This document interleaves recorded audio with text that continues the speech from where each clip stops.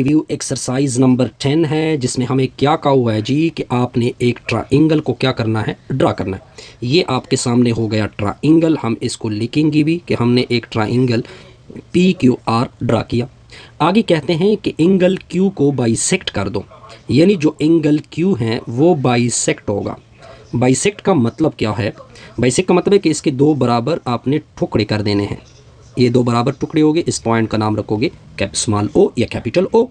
फिर आपने angle QR को भी बाइसेक्ट करना है। यहाँ पे लिखा हुआ है जी, वो भी बाइसेक्ट हो चुका है, आप देख सकते हैं। ये मैंने बाइसेक्ट कर दिया। बाइसेक्ट का मतलब कि दोनों एंगल आपस में बराबर है, ये दोनों एंगल आपस में बराबर है। यहाँ तक पॉइंट क्लियर हो गया। अब हमारा टारगेट क्या है?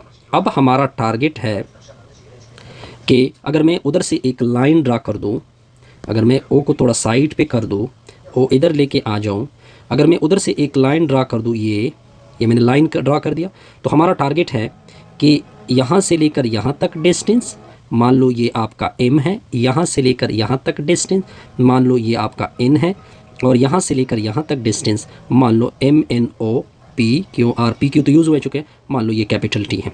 तो हमारा टारगेट है कि ये जो डिस्टेंस है, ये वाली डिस्टेंस और ये वाली डिस्टेंस और ये वाली डिस्टेंस आपस में क्या है, कांग्रुएंट है।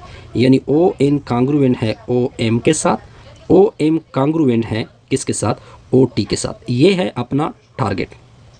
अब मैं क्या करता हूँ, इसके लिए कुछ कंस्ट्रक्शन करते हैं। कंस्ट्रक्शन क्या करेंगे देखते जाइए।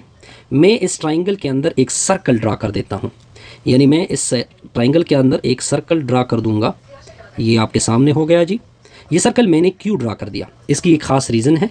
ड्रा अ सर्कल, इसको एक स्पेशल नाम याद दिया जाता है, लेकिन मुझे अभी एग्जैक्ट उसका नाम, draw a circle with centre O inside triangle मैंने कर दिया। दे टच, जो टच कर रहा है साइड ऑफ ट्राइंगल को टच कर रहा है, ट्राइंगल को टच कर रहा है at point M N N T।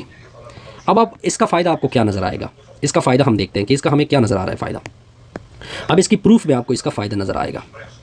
अब देखिए, अब अगर आप इस लाइन को देखें, जब मैं इसको सर्कल करूँगा, अगर आप इस लाइन को यहाँ से लेकर यहाँ तक देखें, मैं इसको शीट कर रहा हूँ, ये पॉइंट होता तो OM क्या बन रहा है, इज़ रेडियस। ये रेडियस है, रीज़न क्या दोगे, सर्कल का। ठीक हो गया जी, ये रेडियस है। अब अगर आप इस वाली लाइन को देखें, यहाँ से लेकर यहाँ तक देखें, तो OTB इज़ रेडियस है सर्कल का, किसका, वो जो अंदर वाली सर्कल है उसका।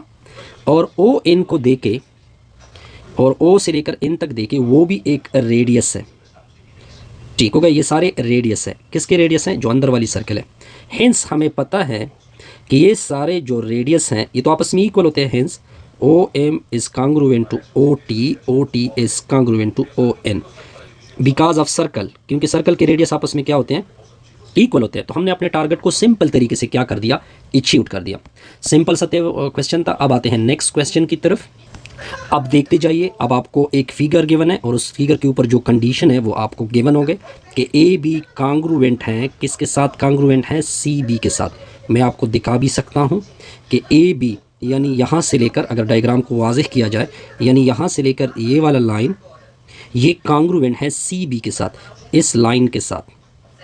ठीक हो गया जी। नेक्स्ट जो एंगल A है, यानी ये वाली एंगल A आपके साथ कांग्रुएंट है एंगल C के साथ। अब आगे क्या कहते हैं, अब हमारा टारगेट क्या है, हमारा टारगेट है कि ये जो लाइन है यहाँ से लेकर यहाँ तक, और ये वाला जो लाइन है यहाँ से लेकर यहाँ तक, यानी हमारा टारगेट है EA वाला लाइन कांग्रुएंट है CD के साथ। यहाँ तक पॉइंट क्लियर होगा जी। अब हम अपने टारगेट को प्रूफ करेंगे। हमने ये टारगेट प्रूफ करना है, तो इसके लिए हम क्या बनाएंगे, प्रॉपर प्रूफ बनाएंगे। तो प्रूफ का एक साइड पे लिखोगे स्टेटमेंट, दूसरे साइड पे लिख दोगे रीज़न। अब मैं कौन से दो ट्राइंगल ले रहा हूँ वो भी मैं आपको दिखाता हूँ। एक ट्राइंगल AEB लेते हैं, ये वाला ट्राइंगल नहीं है, ये वाला लेते हैं, ये ट्राइंगल, यानी ट्राइंगल AEB लेते हैं। करिस्पॉन्डेंस में इसका कौन सा लेते हैं, इसके करिस्पॉन्डेंस में ACDB लेते हैं, CDB ये वाला ट्राइंगल लेते हैं। जो मैंने शीट किया है इन दोनों को लेते हैं, ट्राइंगल CDB लेते हैं।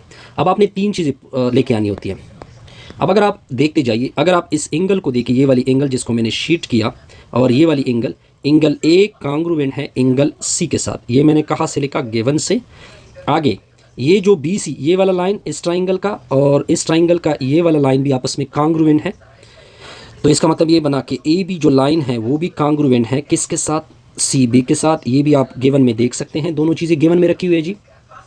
पॉइंट क्लियर है जी। अब अगर आप इसमें से एक एंगल देके, ये वाला एंगल देके, ये दोनों ट्राइंगल में ऊपर वाले में भी आ रहा है नीचे वाले भी में आ रहा है, यानी angle B is congruent to angle B, तो ये क्या चीज़ हो गई, कॉमन। तो हमारे टारगेट के मुताबिक, तो हमारे रिजल्ट के मुताबिक एंगल और इनके दरमियान एक साइड आपस में क्या हो गए, कांग्रुएंट हो गए। तो ट्राइंगल ए बी कांग्रुएंट होगा ट्राइंगल सी डी बी के साथ, यानी एंगल एस ए के मुताबिक ट्राइंगल आपस में क्या होंगे, एंगल एस ए के मुताबिक कांग्रुएंट होंगे। तो अब इसमें जो भी बनेगा वो आपस में क्या बनेगा, कांग्रुएंट बनेगा। अब मैं आपको दिखा सकता हूँ मार्कर से। तो इसका मतलब ये बना कि ये जो लाइन है इस ट्राइंगल का और ये जो लाइन है इस ट्राइंगल का आपस में क्या बनेंगे, कांग्रुएंट बनेंगे। तो हेंस लिखेंगे, हेंस ए ई कांग्रुएंट होगा सी डी के साथ, और ये आपका रिक्वायर्ड क्या हो गया जी, प्रूव्ड। अब आते हैं नेक्स्ट क्वेश्चन नंबर 4 की तरफ जाते हैं जी। पहले मैं क्वेश्चन को लिख दे। अब हमने डिस्कस करना है क्वेश्चन नंबर 4। तो क्वेश्चन नंबर 4 आपको क्या कहता है, क्वेश्चन नंबर 4 ये कहता है कि आपने एक ट्राइंगल लेना है, ए बी सी इसका नाम है। तो मैं आपके सामने एक ट्राइंगल बना लेते हैं जी। ये आपका होगा ए बी और सी, यानी हमने एक ट्राइंगल लिया ए बी सी, उसमें एक एंगल आपको गिवन है, मेजरमेंट ऑफ एंगल ए की वैल्यू 35 डिग्री हो गई, जो एंगल बी है उसकी वैल्यू हो गई measurement of angle B equal to 100 degree, यानी ए की वैल्यू आपको गिवन है और बी की वैल्यू आपको गिवन है। तो हम सी की वैल्यू आसानी से फाइंड कर सकते हैं, क्योंकि हमें पता है कि अगर आप तीन एंगल को मजमू 8 कर दे तो वो सारे 180 के बराबर होते हैं। ये तो आपको पता होगा पहले से। इसकी वैल्यू 35 और दूसरी की वैल्यू 100 डिग्री, फिर मेजरमेंट ऑफ एंगल सी खुद निकलेगा 180, ये 135 होगा, 135 को उधर शिफ्ट कर दोगे तो 180 से 135 निकलेगा। अब आपने 180 से 135 निकालना है, तो सी की वैल्यू आपके सामने कितनी आ जाएगी, कितना होगा, शाबाश, 15 1 45 आई थिंक आता है, 45 डिग्री। ये तो 45 डिग्री होगा। अब आगे जाएंगे नेक्स्ट की तरफ। अब देखिए एक आपने बी डी यानी बी से डी तक, अब आपने एक लाइन खींचना है इधर से लेकर इधर तक, और एक लाइन नाम दोगे बी डी। ये जो बी डी लाइन है वो आपको खुद का हुआ है कि वो ए सी के साथ परपेंडिकुलर है।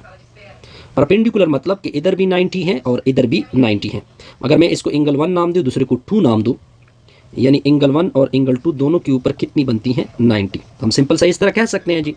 अब हमारा टारगेट है कि अब हमारा टारगेट क्या है, हमारा जो टारगेट है वो अपना ये है कि जो नीचे वाला ट्राइंगल बन रहा है, ये जिसको मैंने शीट किया इस तरह लकीर खींची, ये ट्राइंगल आपका आइसोसेलस बनता है। बी सी डी क्या बनता है, आइसोसेलस। आइसोसेलस का मतलब क्या होता है, आइसोसेलस का मतलब होता है कि इसके दो साइड आपस में क्या है जी, इक्वल है। इसके लिए हम फिर प्रॉपर क्या लेंगे, प्रूफ लेंगे। प्रूफ के एक साइड पे स्टेटमेंट होगी, दूसरे साइड पे रीज़न होगी। अब आपके जहन में टारगेट ये चल रहा होगा कि सर इसको आइसोसेलस प्रूफ करना है। तो आइसोसेलस के लिए देखते जाइए कि मैं क्या प्रूफ कर देता हूँ। अब देखिए, अब अगर आप देखें आइसोसेलस को देखें, अगर मैं एंगल ले लूँ सी, अगर मैं एंगल ले लूँ, एंगल से प्रूफ करेंगे, ठीक है जी। अगर मैं एंगल बी ले लूँ, ये बी ले लूँ नीचे वाले ट्राइंगल में, यानी बी एंगल ले रहे हैं लेकिन नीचे वाले ट्राइंगल में प्लस, और साथ में एंगल सी ले रहे हैं या एंगल डी ले रहे हैं, एंगल डी ले रहे हैं नीचे वाले ट्राइंगल में बी डी सी में प्लस, और एंगल क्या बना रहे हैं जी, सी बना रहे हैं। इन सारे एंगल का मजमुआ किसके बराबर होता है, 180, क्योंकि आपको पता है कि ट्राइंगल के एंगल का सम किसके इक्वल होता है, 180 के बराबर होता है। अब आगे देखते जाइए, आगे क्या होगा। ये बी तो आपको गिवन है कि ये 100 है, कितना है जी, 100 है, 100 पूरा बी 100 है, लेकिन डी का हमें पता है कि डी कितनी गिवन है जी, 90। ये तो आपको पता है, लेकिन ये पूरे 90 थी, पूरा 100 था, लेकिन इसका हमें पता नहीं। एंगल सी, और एंगल सी जो है हमने निकाला है, ये 45 डिग्री है, तो 180 के बराबर होगा। तो ये इससे 135 आएगा, 135 को उधर शिफ्ट कर दोगे तो 180 में से 135 निकलेगा, रिजल्ट बनेगा 45। अब आप देख सकते हैं कि एंगल सी भी, ये भी 45 डिग्री हो गया, यहाँ तक क्लियर। ये 90 है, ठीक है, तो इससे 135, तो ये इधर एंगल कितनी बनेगी, ये भी 45 बनेगा, आपको नजर आ रहा है जी। दो एंगल कांग्रुएंट हो गए, यानी सी बी डी कांग्रुवेंट हो गया एंगल सी के। तो ऐसे ट्राइंगल को फिर क्या बोलते हैं? आइसोसेलेस बोलते हैं। क्या बोलते हैं? हेंस द ट्राइंगल, जो हमने ट्राइंगल बनाया BCD, वो एक आइसोसेलेस है। कौन सा ट्राइंगल है? आइसोसेलेस। सिंपल सा प्रूफ था जी इसका। अब आते हैं नेक्स्ट। अब देखिए, सबसे पहले इसका गिवन लेते हैं। तो गिवन में आपको एक ट्राइंगल गिवन है। सबसे पहले ट्राइंगल बनाते हैं जी। ये आपका ट्राइंगल हो गया, ABC हो गया जी। इसका मैंने नाम रखा ABC, लेकिन साथ ये रखा हुआ है कि ये जो ट्राइंगल है ये आइसोसेलेस है। कौन सा है? आइसोसेलेस। आइसोसेलेस का मतलब होता है कि इसके दो साइड आपस में इक्वल बनेंगे, यानी ये दो साइड इक्वल बनेंगे। AB को हम कांग्रुवेंट करेंगे AC के साथ। ये उसने खुद कहा हुआ है कि आइसोसेलेस से हम लिखा। फिर कहते हैं कि जो बेस है उसका मिड पॉइंट, ये इसका बेस होता है। मिड पॉइंट को क्या नाम दे? D is the mid point. ये मिड पॉइंट है ऑफ बेस BC का। यहाँ तक पॉइंट क्लियर है? ये तो इसका बेस हो गया जी। अब हम क्या करेंगे, इसको मीडियन यानी मिड इस तरह बनाएंगे। ये आपका मिड हो जाएगा बिल्कुल। मिड का मतलब क्या होता है कि BD जो लाइन है वो किसके साथ कांग्रुवेंट होगी? CD के साथ। अब आपका टारगेट क्या है? अब आपका टारगेट है कि जो ED लाइन है वो बाइसेक्ट कर रहा है एंगल 1, एंगल A को। इसका मतलब क्या बना कि इसके दो एंगल बनते हैं। टारगेट ये होगा कि ये जो एंगल है बाइसेक्ट हो चुका है, मतलब ये बना कि एंगल 1 इज कांग्रुवेंट टू एंगल 2। ये आपका फर्स्ट टारगेट। आपका नेक्स्ट टारगेट क्या है कि ये जो AD लाइन है वो BC के परपेंडिकुलर है, मतलब ये बना कि AD परपेंडिकुलर है BC के। इसका सिंपल मतलब ये बना कि एंगल 3 और एंगल 4 के ऊपर कितनी बनती है? 90 बनती है। सिंपल इसका मतलब ये है। अब हम इस टारगेट को प्रूव करेंगे, देखते जाइए। तो हम लेते हैं इसका प्रूफ। तो प्रूफ को देखते जाइए कि हम इसका प्रूफ किस तरह करेंगे। एक साइड पे लिखेंगे स्टेटमेंट, दूसरे साइड पे लिखेंगे इसका रीज़न। अब आपने दो ट्राइंगल बना लिए, एक ट्राइंगल ABD होगा, फिर इसके करेस्पॉन्डेंस मिलेंगे ट्राइंगल ACD। अब आपने दो ट्राइंगल को प्रूफ करना है। पहले ट्राइंगल को प्रूफ करते हैं। तो ये दोनों ये एंगल आपस में से इक्वल हो जाएंगे और फिर ये एंगल भी इक्वल हो जाएंगे, लेकिन 90 को बाद में प्रूफ करेंगे। तो दरमियान वाला अगर आप लाइन देखें AD इज कांग्रुवेंट टू AD है, ये कॉमन है दोनों में, दोनों ट्राइंगल में है। अब अगर आप अपना गिवन देखें, ये वाला साइड इस ट्राइंगल का और ये वाला साइड इस ट्राइंगल का कांग्रुवेंट होगा, यानी AB कांग्रुवेंट हो जाएगा AC। ये आप गिवन से देख सकते हैं। D मिड पॉइंट था, जब मिड था तो ये लाइन और ये लाइन भी आपस में कांग्रुवेंट होगी। BD कांग्रुवेंट हो जाएगा CD के, ये आप गिवन से लिख सकते हैं। तो हमारे जो ट्राइंगल है वो तो आपस में कांग्रुवेंट हो गए। कौन से पास्टुलेट के मुताबिक? ट्रिपल S के मुताबिक। तो ट्रिपल S के मुताबिक जब ये कांग्रुवेंट होंगे तो इसमें जो भी बनेगा वो आपस में कांग्रुवेंट बनेगा। तो इसका मतलब ये दोनों एंगल भी आपस में कांग्रुवेंट हो जाएंगे। एंगल 1 कांग्रुवेंट होगा एंगल 2 के साथ, क्योंकि ट्राइंगल आपस में कांग्रुवेंट हो चुके हैं ट्राइंगल ACD के साथ। ये दोनों एंगल भी कांग्रुवेंट होंगे। ठीक हो गया जी। एंगल 3 और एंगल 4 भी कांग्रुवेंट होंगे, क्योंकि ट्राइंगल कांग्रुवेंट हो चुके हैं ट्राइंगल ACD के साथ। अब बस हमारा लास्ट टारगेट ये है कि इसको 90 के बराबर करना है।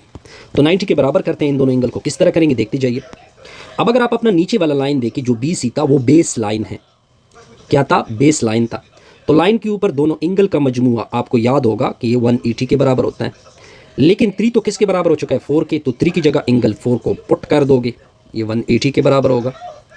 मैंने एंगल 3 की जगह एंगल 4 को पुट किया, इससे आएगा 2 एंगल 4 इक्वल टू 180, यानी एंगल 4 इस एंगल 4 प्लस एंगल 4 से 2 एंगल 4 आएगा।